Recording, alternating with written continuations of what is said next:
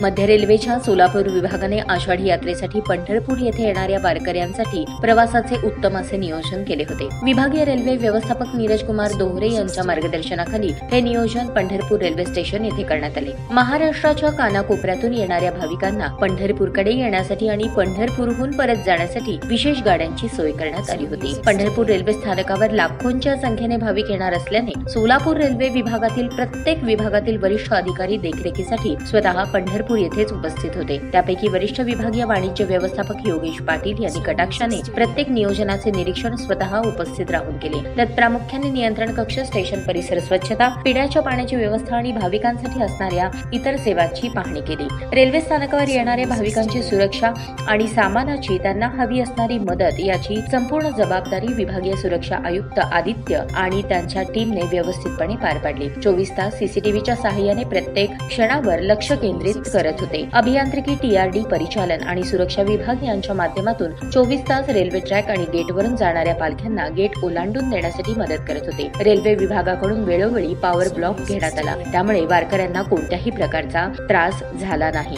Railway स्थानकात 5 मदत सहाय्यता केंद्राची व्यवस्था करण्यात आली होती, त्यामुळे भाविकांना प्रत्येक येणाऱ्या जाणाऱ्या ट्रेनची माहिती वेळेत मिळत होती। आरपीएफ आणि वाणिज्य विभागाच्या कर्मचाऱ्यांनी 24 तास प्रवासी भाविकांना रेल्वेच्या वेळेसंबंधी मदत सहायता केंद्राच्या माध्यमातून सूचना दिल्या। परिचालन विभागाच्या वतीने सर्व रेल्वे गाड्या वेळेवर चालवण्यात आल्या। यंदाच्या वर्षी नियमित आणि विशेष अशा 212 गाड्यांची सेवा पंढरपूरसाठी पुरवण्यात आली।